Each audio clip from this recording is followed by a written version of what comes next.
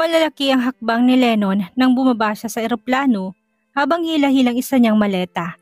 Inalis niyang kanyang salamin at earpods at tumingin sa kanyang wristwatch. I just arrived on time. Aniya, kinuha ni Lennon ang kanyang cellphone na tinawagan ng kanyang tauhan. Did you locate my wife? Lumingalinga sa Lennon. Nandito na ako sa airport. Nasaan ka? Kamahalan. Don't tell me, nasa apartment ka pa. Kagigising mo lang? Inis na tura ni Lennon. On the way na po ako sa airport. May heavy traffic lang po kaya medyo malilate po ako. Nadala na po ni Dos ang sasakyan nyo. Nasa parking area na po siya. Good. Teka, anong balita kay Adeline? Nasa mansyon na ba siya? Kasama na ba niya sina Papa at Divina? Mas lalong binilisan ni Lennon ang paglalakad. Napangiti siya na nakasalubong niya si Dos. Binati siya nito at kagad na ibinigay ang susi. Salamat, Dos. May lakad ka ba ngayon? Pwede mo ba akong samahan? Tanong niya. Pasensya na po kamahalan, may utos po sa akin si senyor eh. Tugon ni Dos. Sige, unahin mo na muna si Papa. Akalain mo yun, kinuha niya na rin palang serbisyo niyo ni Uno. Teka, kausap ko nga pala si Uno. Mauna na ako sa inyo. Hello Uno, nandyan ka pa? Ni Lennon. Opo kamahalan, regarding my wife, do you have some news? Lennon asked while walking. Natanaw na niya ang kanyang sasakyan. Kamahalan, masamang balita po. Nasa kamay po ni na Alfred at Jacob ang inyong asawa. Napalitan ng galit ang mukha ni Lennon na marinig niya ang balita mula kay Uno. That jerk, did he really lose his mind? Mabilis na binuksan ni Lennon ang kanyang sasakyan at nilagay ang kanyang maleta sa compartment.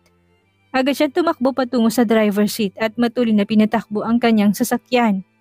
Balak niya sanang dumiretso kay Noel pero nagbagong ihip ng hangin. Mas kailangan siya ngayon ng kanyang asawa. Alam mo ba kung saan ko sila matatagpuan, Uno? Tanong ni Lennon. Tumaas ang sulok ng kanyang itaas na labi matapos niyang marinig ang tugon ni Uno. Gather our people. Wawakasan ko ng kasamaan ng dalawang yon.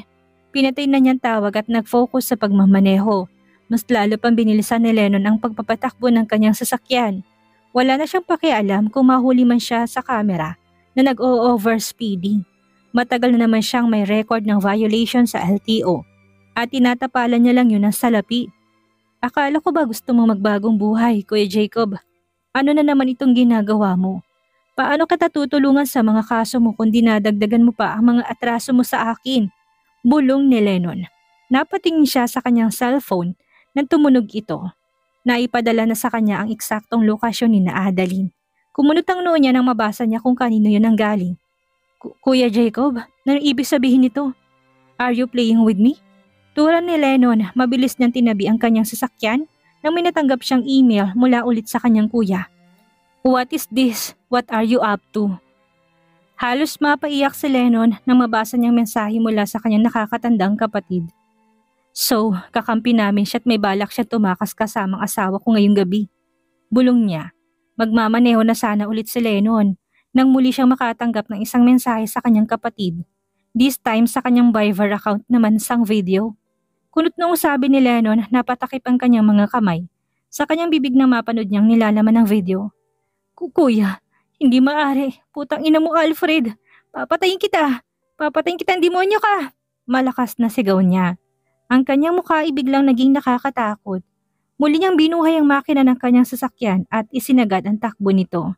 Inangkin niyang kalsada sa sobrang bilis ng kanyang pagmamaneho. Kusa nang umiiwas sa kanyang mga nakakadikit niyang sasakyan dahil sa takot na mabangga niya ang mga ito. Papa, saan ka pupunta? Tanong ni Divina habang nakahawak sa mga kamay ng kanyang papa. Kailangan ako ng iyong kapatid at ng aking manugang. Ikaw na munang bahala kay Noel, sagot ni Don Michael.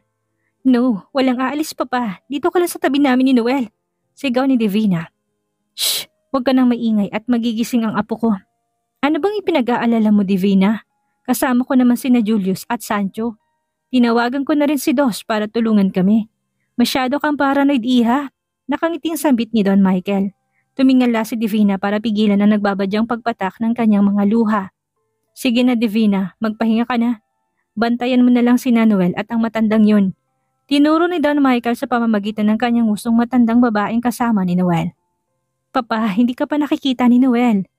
Hindi mo man lang ba siya yayakapin? Sabik na sabik sa iyong bata. Gusto talagang pigilan ni Divina ang binabalak na pagsama ng kanyang papa, kina Julius at Sancho. Alam niyang delikadong gagawin ng mga itong operasyon. At kapag may nangyaring hindi maganda sa kanyang papa, sigurado siyang pag-iinitan siya ng kanyang kuya Lennon. Ano bang akala mo, Iha? Mamamatay ako sa pupuntahan namin? Tumawa ng malakas si Don Michael. Hindi naman ako makikipaglaban. Maghihintay lang ako sa sasakyan. Tumulo ang mga luha kanina pang pinipigilan ni Divina. Sobrang sarap sa pakiramdam na tinawag siyang anak ng kanyang papa. Don Michael, ani Divina, nalaki mga mata ni Don. Sa kanyang narinig, agad niyang tinas ang kanyang baston. Kung hindi lang siya nakasakay sa wheelchair, kanina pa niya naapektusan ang kanyang unika iha. Papa, huwag ka naman pasaway. May taning na ang buhay mo. May malubha ka nang karamdaman. Masiisipin mo pa bang kapaka na ng ibang tao? Umiiyak na sabi ni Divina. Nabahala si Julius dahil naging emosyonal ang kanyang asawa kaya kagad niya itong nilapitan at sinubukang pakalmahin. Divina, tama na. Hindi yan makakabuti sa anak natin, bulong niya. Hoy Divina, hindi ibang taong mga kuya mo't ang ate Adalin mo. Hindi ko to gagawin para sa kanila. Gagawin ko to para sa apo ko't para sa sarili ko. Hindi na magandang timpla ni Don Michael. Hinawakan ni Divina ang kanyang tiyan. May isa ka pang apo, papa. Hindi mo malang ba siya bibigyan ng pagkakataong makita't makasama ka kahit na walang kasiguraduhan kung nandito ka pa sa mundo kapag nilabas ko siya? Namulang buong mukha niya. Desperada na siya. Ramdam niyang kaba at tensyon sa loob ng silid. Napatingin siya kay Julius nang pinisil nitong kanyang kamay. Bakit sinabi mo kagad? Akala ko ba sa party na lang? Naputo lang sasabihin ni Julius nang biglang nagsalita si Don Michael. Buntis ka? Yan bang dahilan kung bakit nagpakasal ka sa lalaking yan? Tinuro ni Don Michael si Julius gamit ang kanyang baston. Nagpakasal na kami bago pa ako nabuntis, papa. Mahal ko si Julius. Hindi ba't pagmamahal naman ang rason kung bakit nagpapakasal ang dalawang tao? Sabi ni Divina. Pagmamahal, tumikim si Don Michael. Hindi sa lahat ng pagkakataon. Nagsasama lang ibang mga gasawa dahil sa utos ng kanilang mga magulang. Dahil sa isang kasunduan. Dahil sa kayamanan. Bulong niya kung ganyan ang dahilan mo ng pagpapakasal sa mama ni Kuya Jacob. Huwag niyo kong pagkaitang lumigaya sa piling ng taong mahal ko. Hindi niyo pa rin ba matanggap na asawa ko na si Julius? Natatawang tura ni Divina. Divina! Malakas na sigaw ni Don Michael. Pinalampas kong hindi mo pagrespeto sa akin sa loob ng mahabang panahon. Wala kang karapatang bastusin ako sa harap ng sino man. Ako ang iyong ama, hindi ako kung sino lang. Si mama, nirespeto niyo ba siya? Yung mga desisyon ko sa buhay, nirespeto niyo ba? Anak niyo ko. Sana kahit minsan pinakinggan niyo naman ho ako. Huwag na naman po kayong umalis, papa. Hindi pa po ako nakakabawi sa lahat ng atraso ko sa inyo. Gusto ko pa pong ipakita na mahal ko kayo kahit isa kong tarantadong anak. Dumali ang masaganang luha sa mga mata ni Divina. Natigil sa pag-aaway ang mag-ama nang marinig nila ang boses ni Noel. Bakit po kayo nagsisigawan? Tanong ni Noel habang kinukusot ang kanyang mga mata. Kailangan ng kasama ni Divina at Noel. Doon na muna kayo ni Chloe. Ani Rexon habang nakasakay sila sa kanyang sasakyan. Kasalukuyan nilang binabaybay ang daan patungo sa kinaroroonan ni Divina. Kuya, sasamahan kita. Hindi ako mapapakali habang nakaupo at naghihintay ng balita galing sayo. Nag-aalala ko sa anak ko pati na rin sayo, sabi ni Roel. Roel, paano ko salakayin si Divina ng mga tauhan ni Alfred? Sino magtatanggol sa kanila? Kumunot ang noon ni Rexon. Please, listen Roel. Huwag matigas ang ulo. Mag-iiwan ka naman ng mga tauhan kuya, di ba? Isa pa, may mga pulis na sa area. Ligtas na ron ang apo't asawa ko. Giit ni Roel, may pulis man o wala, may tauhan man ako doon o wala. Kailangan ka ng asawa at apo mo. Hindi lahat ng mga pulis ay kakampi natin. Hindi natin alam baka kasabwat pala ni Alfred ang ilan sa kanila. Maraming nagagawa ang pera bunso. Sana makinig ka kay kuya. Sinulyapan ni Rexon si Chloe. Roel, tamang kuya mo. Doon ka na lang kasama namin. Ikaw na rin ang may sabi. Nakaka-recover mo pa lang. Hindi ka pa ganun kalakas. Hinawakan ni Chloe ang mga kamay ni Roel at inalikan yon. Bumuntong hininga si Roel. Ano pa bang magagawa ko? Dalawa na kayo, iisa lang ako. Tumawa si Rexon. May anting ka rin sa gigil eh. Aniya, mana lang sa'yo kuya. Natatawang tugon ni Ruel, siya nga pala bunso. Pakli ni Rexon, ano yun kuya? Tanong ni Ruel. Never mind, Rexon said. Kuya ano yun, may pag-uutos ka ba? May pagbibilin ka ba? Sabihin mo lang sa akin, sa amin. Tiningnan ni Ruel si Chloe. Oo nga kuya, huwag ka nang mahiya sa amin, sigunda ni Chloe. May sasabihin sana ako kaso nakalimutan ko. Ite-text ko na lang mamaya o itatawag na lang ako sa inyo kapag naalala ko na. Palusot ni Rexon. Ang totoo, nais lang niya malaman ang kalagayan ng matandang babaeng kasama ni Noel. Huwag na kayong lalabas lang silid mamaya. Kung may kailangan kayo, iutos nyo na lang sa mga tauhan ko. Delikado nang lumabas sa mga oras na to, bilin niya. Sige kuya, salamat sa mga pahit paalala mo sa amin, ani ni Noel. Nagulat si Chloe nang biglang nag-vibrate ang kanyang cellphone. Agad niya yung kinuha sa kanyang bag. Nalaki ang kanyang mga mata nang makita niya kung sinong tumatawag. Tumatawag si Alfred, sabi niya. Sagutin mo, Haruto, ihinto mo sa sasakyan. Tawagan mo mga kasamahan mo at tanungin mo kung mahanap niyang lokasyon ng tumatawag kay Chloe. Utos ni Rexon. Masusunod ka mahalan, agad na tugon ni Haruto. Tumango si Ruel at Rexon bago pinindot ni Chloe ang accept button. Hindi muna nagsalita si Chloe. Hinintay niya muna magsalita ang nasa kabilang linya. Mukhang masaya ka na ngayon, balita ko. Kasama mo ng asawa mo. Nagkatinginan sina Chloe, Ruel, Rexon at Haruto. Oo nga pala, nakakalakad ng asawa mo. Nais kong malaman mo ako ang dahilan kung bakit buhay na buhay pa siya ngayon. Ako rin ang dahilan kung bakit nakakalakad na siya. Ikaw din ang dahilan kung bakit kami nagkahiwa-hiwalay. Demonyo, akala ko totoong pinapakita mo pagmamahal sa akin. Minahal kita, Alfred. Minahal kita. Nanginginig ang mga kamay ni Chloe habang hawak niya ang kanyang cellphone. Minahal? Ha? Sinungaling. Nasa teritoryo na kita pero hinahanap mo pa rin palang anak mo. Pero salamat dahil nabilog kong ulo mo ng maraming taon. Ngayon pinagsisisihan ko minahal kita. Inalagaan kita. Minahal at pinagsilbihan pero anong ginanti mo? Puro kasinungalingan. Panlilin lang. Tapos ngayon nalaman ko pang ikaw ang totoong arsonist. Sagad din sa butong kasamaan mo ano? Nanggagalagiting tura ni Chloe. Bumalik ka sa akin. Kaya kong ibigay ang buong mundo sa'yo. Kaya kitang paligayahin, Chloe.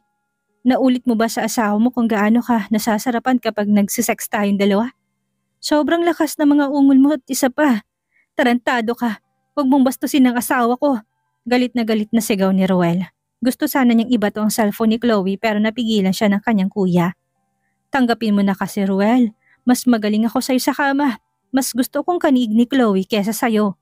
Umalingaw-ngaw ang malakas na tawa ni Alfred sa kabilang linya. Sunod-sunod na buntong hininga naman ang pinakawala ni Ruel. Nasaan ka? Magtuos tayo ngayon. Huwag kang duwag, hamon ni Ruel. Huminto sa pagtawa si Alfred. Hindi ikaw ang nais ko makita, si Chloe lang. Nabigyan na kita ng pagkakataong makalakad, naging matapang ka na? Sa bagay, nakakatibay ng bayag kapag nakakatapa ka na sa lupa ang mga paa. Sumusobra ng bunganga na lalaking yan. Kuya, sasama ko sa'yo. Gusto kong ako mismong bubugbog sa hayop na yan. Ramdam ni Ruel ang init ng kanyang katawan. Sa mga oras na yun, wala siyang gustong gawin kung hindi ang gulpihin si Alfred hanggang sa hindi na to makapagsalita at makalakad pa. Isang tapik lang sa balikat ang sinagot ni Rexon sa sinasabi niyo ni Ruel.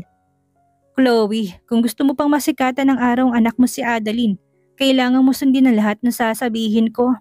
Biglang binalot ng takot ang buong sistema ni Chloe sa kanyang narinig. Huwag na wag mo sasaktan ang anak ko. Tapang-tapangang sabi niya. Kamahalan, nalocate na raw po ang lokasyon ni Alfred. Text ni Haruto kay Rexon. Good, call your superior now. Lulusubin natin ang kuta ng demonyong Alfred na yan. Reply ni Rexon kay Haruto. Napatingin siya kay Chloe nang bigla itong nagsalita. Nasaan ka? Pupuntahan kita ngayon din. Ani Chloe. Sa oras na magsama ka ng kahit sino, lalong-lalo ng mga pulis. Asahan mong sasabog ang bungo ng anak mo. Bago mo pa man siya masilayan, I'll send you my location once you get out of that car. Tandaan mo Chloe, nakikita ko mga kilos mo, ang mga kilos niyo. Agad na napalingon si Chloe sa paligid niya. Tinignan niya kung may taong nakatingin sa kanila habang nakatigil ang kanilang sinasakyan sa gilid ng kalsada. Miss na kita, Chloe. Gustong gusto ko na ulit marinig ang halinghing mo. Chloe could hear last through Alfred's voice. She's going to say something but he already ended the call. I need to go. Kailangan ako ng anak ko. Wala sa sariling sambit ni Chloe habang binubuksan ang pinto ng sasakyan. Napaingo siya kay Ruel nang bigla niya itong bigilang lumabas. Hindi ka aalis, mariing sabi ni Ruel. Pero Ruel, buhay ng anak natin na nakataya dito. Nakikita niya tayo. Alam niyang magkakasama tayong tatlo. Alam niya rin kung nasaan tayo.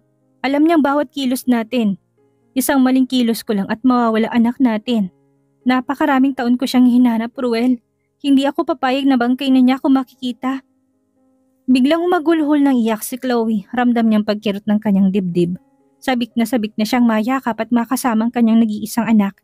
Kung alam lang niyang hahantong sa ganun ang lahat, nagpakilala na sana siya kay Adeline sa party ng anak-anak niyang si Ashley. Sa tingin mo ba, matutuwang anak natin kapag sumama ka sa demonyong yun? Mag-isip ka, Chloe. Hindi solusyon sa problema natin ang nais mong gawin ngayon. Paano tayo mabubuo kung hahayaan mong lamunin ka ng emosyon mo? Marami pang paraan, Chloe. Kaya nating iligtas ang anak natin ng walang sinasakripisyong buhay. Namilog ang mga mata ni Ruel. Ang una nating dapat gawin ay alamin kung bakit alam ni Alfred kung nasan tayo ngayon. Nagtatago siya sa mga pulis. Imposibleng lumabas siya ng lungga niya. Tinignan ni Ruel si Haruto. Isa lang ang ibig sabihin noon. May isang traidor sa mga kasama natin ngayon. Pinagtinginan din ni na Chloe at Rexon si Haruto. Bakit kayo ganyan makatingin sa akin? Inis na tanong ni Haruto. Kamahalan, napakatagal ko na sa serbisyo. Hindi kita ipagkakanulo kahit kanino. Gate niya, patas na patas ang tensyon sa loob ng sasakyan. Humupa lamang yun nang magsalita sa Rexon. May tiwala ako kay Haruto. Huwag kayong magpapaniwala sa mga sinasabi ni Alfred. Isa lamang yung estratehiya para pag-away-awayin tayo. Ani Rexon. Pero kuya, paano niya nalaman namang... Ruel, hula lamang niya yun, sabi ni Rexon. Pero paano niya naman nalaman na nasa loob tayo ng sasakyan? Nagtatakang tanong ni Chloe. Tumawa ng malakas si Haruto.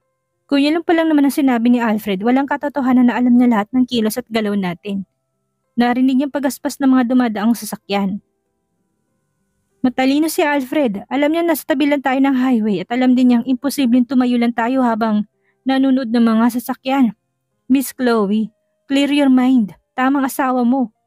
Kapag hinayaan mong lamunin ka ng takot at pangambang nararamdaman mo ngayon dahil sa anak mo, matatalo ka sa bandang huli. Enough of this discussion. Haruto, execute our original plan. Ihatid na muna natin ang dalawang ito sa kanilang apo bago tayo kumilos. Utos ni Rexon. Pero kuya, sabay na sigaw ni Ruel at Chloe. Wala na pero kapag sinaway niyong utos ko, mapipilitan akong gumamit ng dahas sa inyong dalawa. Kaligtasan yung pinoprotektahan ko dito. Bakit ba hindi niyo maunawaan? Sigaw ni Rexon. Natigilan sina Chloe at Ruel. Wala kayong alam kung paano kumilos ang isang demonyo. Tanging isang demonyo lang din ang nakakaalam noon. Mahinang sabi ni Rexon. Nagkatinginan sina Ruel at Chloe. Anong ibig mo sabihin, kuya? Masama ka bang tao? Naguguluhang tanong ni Ruel. Malalaman niyo rin ang sagot kapag nakarating na tayo sa pupuntahan natin. Sa ngayon, hayaan niyo na muna ako matulog. Kailangan ko ng lakas mamaya. Ani Rexon bago niya ipinikit ang kanyang mga mata. Hindi mo na ulit maangkin ang inay ko. Sigaw ni Adeline habang pinandidilatan niya si Alfred. Sinabi mong yan, parang sinabi mo na rin na hindi ka niya mahal. Natatawang sabi ni Alfred. Lumakad siya palapit kay Adeline at hinilang buhok nito. Pasalamat ka, kamukhang kamukha ka ng inamot. Pasalamat ka dahil hindi kita ginalaw. Kung ako sa'yo, ititikom ko na lang ang bibig ko. Hinawakan niyang labi ni Adeline at pinaglaruan to. Hindi magkaintindihan si Adeline sa pagpalag sa ginawa ni Alfred. Nalaki ang mga mata niya na makita niyang papalapit ang mukha nito sa kanya. Don't you dare touch me! Mahina ngunit maring sambit niya, tumawa ng malakas si Alfred. Huwag kang mag-alala, hindi ako natikim ng tira-tira. Pwera na lang kung ikaw si Chloe. Tumalikod na siya kay Adeline. Psychopath! Adeline whispered, nagpanting ang tenga ni Alfred sa kanyang narinig. Muli niyang hinarap si Adeline at pinisil ang mariin ng panga nito. Anong sabi mo? Tanong niya. Ang sabi ko, psychopath, nakangiting wika ni Adeline. Maya-maya pa'y naging seryoso na ulit ang mukha niya. Isang malakas na sampal ang natanggap niya kay Alfred. Kinagat niya ang kanyang ibabang labi at hinipan ng mga hibla ng buhok na humarang sa mukha niya matapos siyang masampal nito. Agad na lumuhod si Alfred sa harapan ni Adeline. "I'm so sorry, Chloe. Hindi ko sinasadya." Nag-aalala sabit niya, inayos niyang buhok nito at hinawakan ng magkabilang pisngi. Dahan-dahang nagpakawala ng malakas na tawa si Adeline, dahilan para magising ang walang malay na si Jacob. Umalingaw-ngaw sa silid ang tawa niya, umiling siya pagkatapos. "Sobrang luwag na ng tornilyo mo sa utak. Kailangan mo ng agarang lunas." Aniya sabay ngiti. Bumalik sa kanyang wisyo si Alfred, iniwan niya si Adeline ng walang imik at mabilis na naglakad patungo sa kinaroroonan ni Jacob. Halos 5 pulgada lamang ang layo ni Jacob kay Adeline. Sinundan ng tingin ni Adeline si Alfred, bumukas sa kanyang muka ang labis na pag-aalala. Hindi niya akalaing malalagay sila ni Jacob sa ganong sitwasyon. Ginawa niyang lahat para mabaling sa kanyang atensyon ni Alfred pero nabigo siya. Lumuhod si Alfred para itunghayang nakayukong si Jacob. Nang makita niyang mukha nito ay humagalpak siya ng tawa. "Mas gwapo na ako sa iyo ngayon," sabi niya. Hindi maigalaw ni Jacob ang kanyang mga kamay at paa na dahil mahigpit ang tinali ng tauhan ni Alfred na silya. Pilit siyang tinignan ni Alfred sa kabila ng panga niyang mga mata, isang ngiti ang sumilay sa kanyang labi. "Nasa harap ko na pala si Satanas, patay na ba ako? Susunduin mo na ba ako?" Pabiro niya sabi.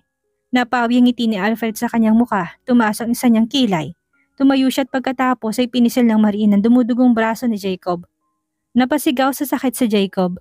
Agad na nabahala si Adeline. Hindi niya alam kung paano niya matutulungan si Jacob. Kahit anong pang-iinsulto niya kay Alfred ay hindi nito pinapansin.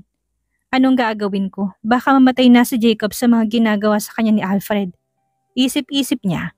Sa susunod na magsalita ka pa ng hindi maganda tungkol sa akin. Ililibing na kita ng buhay, banta ni Alfred kay Jacob. Dumura si Jacob sa sahig at ngumiti. "Hintayin mo lang, Mr. Digos. Ako mismo maghahatid sa'yo sa impyerno." Bulong niya. Lumakad si Alfred papunta sa kinaroroonan ni Adeline. Nilapit niya ang kanyang bibig sa tenga nito. "Ilang oras na lang at makikita mo ng iyong ina. Willing ka bang sumama sa amin bukas papuntang Croatia?" Bulong niya. Tinapo na lang ng masamang tingin ni Adeline si Alfred. "Maiwan ko na muna kayo. Kailangan kong maligot magbihes.